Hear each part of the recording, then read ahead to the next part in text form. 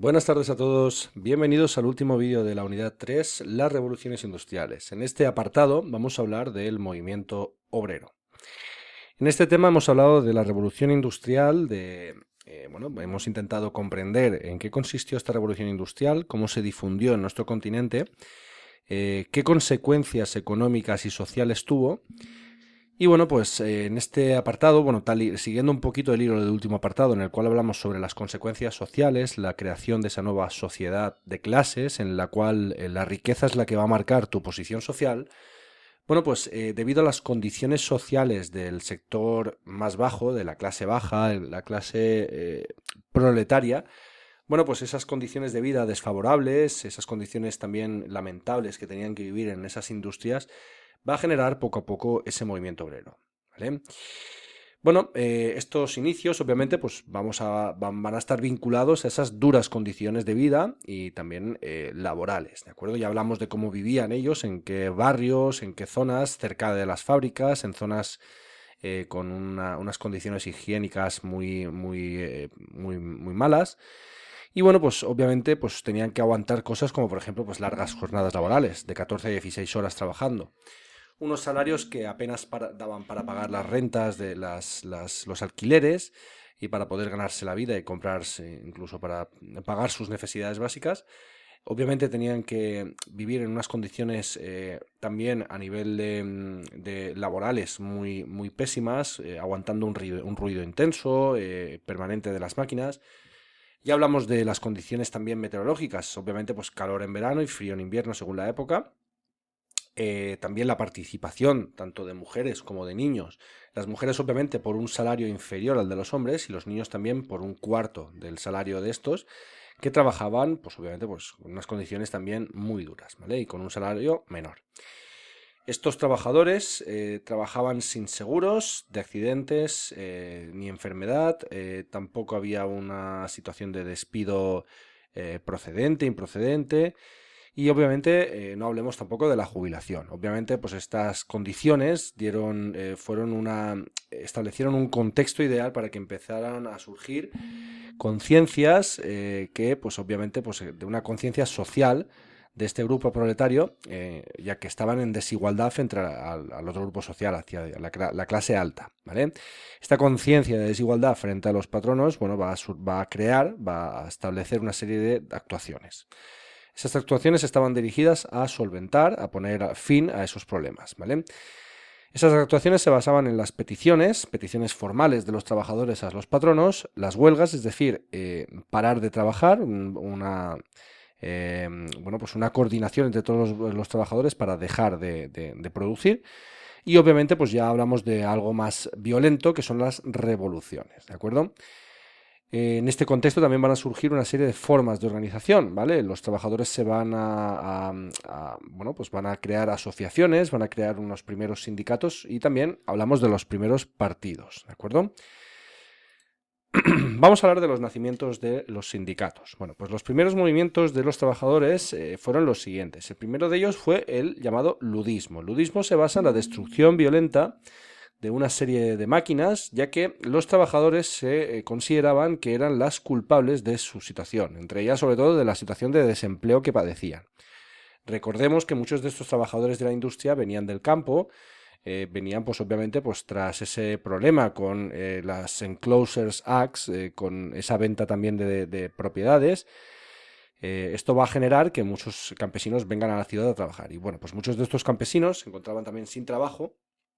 Y bueno, pues se culpó, este movimiento ludita va a culpar a las máquinas de esas circunstancias. Por lo tanto, se empieza ese proceso de destrucción de esas máquinas, ¿de acuerdo? En ese mismo contexto también van a surgir las primeras sociedades de ayuda mutua, ¿vale? Estas se van a formar entre trabajadores de un mismo oficio, que lo que hacían era pues, pagar una cuota y básicamente pues con esa cuota, con esa base económica, lo que hacían era pues ayudar al resto de los trabajadores en caso de enfermedad, en caso de paro o también para exigir mejoras en las condiciones laborales, ¿de acuerdo?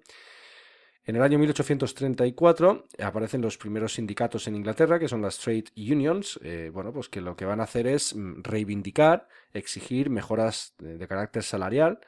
También van a exigir derechos de asociación entre los trabajadores, la reducción de la jornada laboral y también la regulación del trabajo infantil. ¿De acuerdo? Finalmente, en cuarto lugar, vamos a hablar del cartismo. El cartismo es un fenómeno que se va a basar bueno, pues en la exigencia del sufragio universal masculino. Esto se hacía básicamente para tener mejor representación en el Parlamento.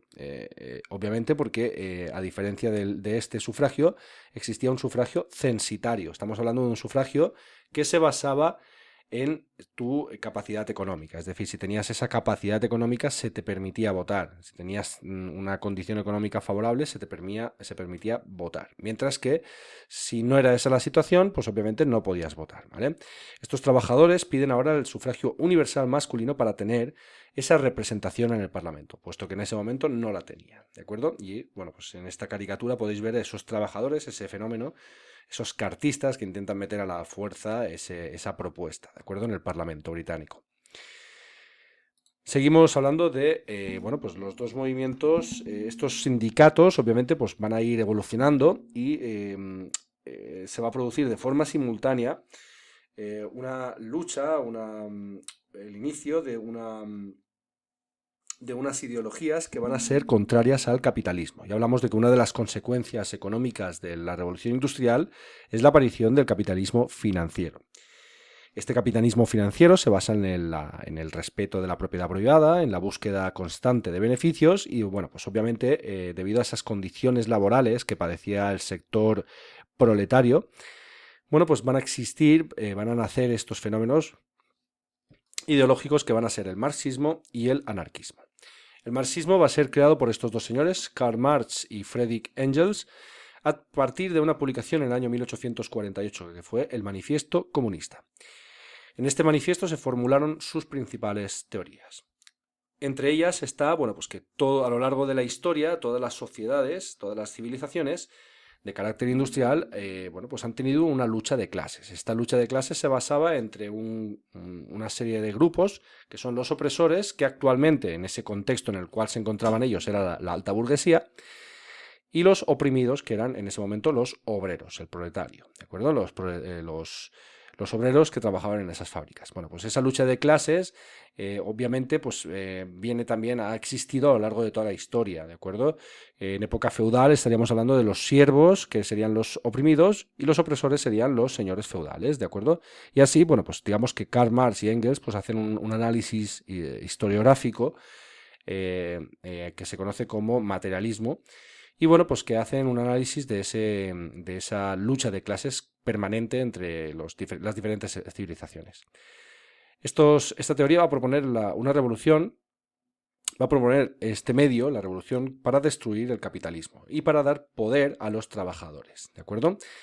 Digamos que establecía dos etapas. En esa lucha, en ese proceso revolucionario para destruir el capitalismo, establece dos momentos. El primero de ellos se llama la dictadura del proletariado.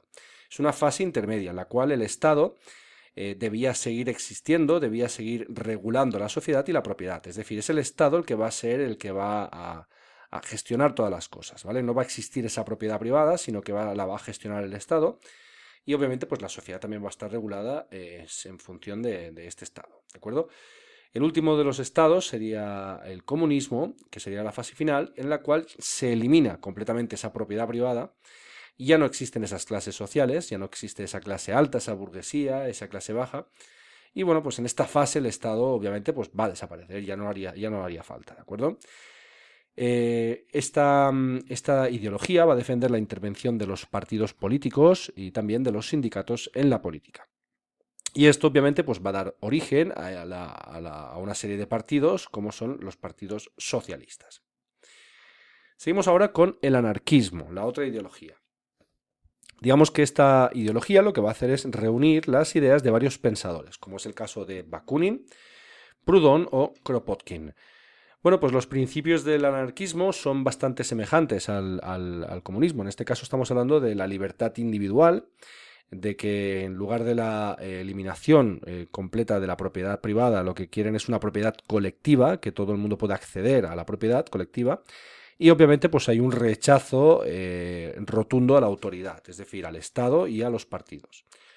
Lo que quieren esperar es básicamente pues lograr una revolución mediante una huelga general Y obviamente, pues este sector va a apoyar más la acción violenta. Es decir, estamos hablando de ataques, atentados contra el Estado y la Iglesia, ¿de acuerdo?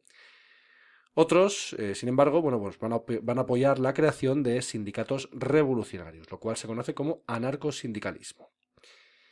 Finalmente, para acabar con este apartado, vamos a hablar de las asociaciones internacionales. Simplemente deciros que, bueno, pues estas ideologías van a pretender unir a los trabajadores de todo el mundo. Tanto Marx como Bakunin, el comunismo y el anarquismo, van a crear, con ese objetivo de unir a todos los trabajadores del mundo, lo que se conoce como Primera Asociación Internacional de Trabajadores, ¿vale?